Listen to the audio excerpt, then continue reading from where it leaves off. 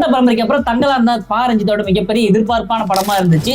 அந்த படம் இன்னைக்கு தியேட்டர்ல வந்திருக்கு. ஃபர்ஸ்ட் ஆஃப் உண்மையிலே யோசிச்சு கூட பார்க்க முடியாது, இப்படி எல்லாமா சினிமா இருக்கு அப்படிங்கிற மாதிரி எடுத்திருக்கீங்க.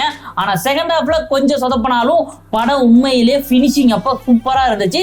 பட் கிளைமேக்ஸ்ல சில சீன்ஸ் மட்டும் எனக்கு பிடிக்கல. படத்தோட ஒன்லைன், வெள்ளக்காரன் காலத்திலே கொஞ்சோண்டு லேண்டை வச்சு அதுல விவசாயம் பண்ணிட்டு இருக்காரு. அந்த லேண்டையும் அங்க இருக்கிற உயர்குடியினர் பாத்தீங்க அப்படின்னா புடிங்கிறாங்க. அது இல்லாம அவங்களே அடிமையாக்கிறாங்க. அந்த சமயத்துல வெள்ளக்காரன் கூட போய் தங்கத்தை தேடி கண்டுபிடிச்சு தான் குடும்பத்தை மீட்டெடுத்து திருப்பியும் தங்கத்தை தேடி போறாங்க. அதுக்கு பின்னாடி என்னென்ன மேஜிக் மிஸ்டரி இருக்கு அப்படிங்கிறது தான். அதை விட மெயினா இந்த படத்துல லைவ் ஆடியோ யூஸ் படுத்திருக்காங்க. உண்மையிலே சூப்பரா அமைஞ்சிருக்கு. ஆனா மாளவிகாவுக்கு தவிர ஜிவியனோட ஒரு சின்ன ரெக்வஸ்ட், தயவு செஞ்சு நீங்க மியூசிக்கே பண்ணுங்க, படம்லாம் பண்ண வேணாம். ஏன்னா மியூசிக் இந்த லெவலுக்கு சூப்பரா கொண்டு போயிருக்கீங்க. இந்த படத்தோட மிகப்பெரிய பலமே மியூசிக் தான். நார்மலா கமர்ஷியல் சினிமா பாக்குற ஆடியன்ஸுக்கு இந்த படம் கண்டிப்பா பிடிக்காது. ஆனா ஒரு நல்ல ஸ்டோரி பார்க்கணும் அப்படின்னு எதிர்பார்க்குற ஆடியன்ஸுக்கு இந்த படம் உண்மையிலே அல்டிமேட்டா அமையும்.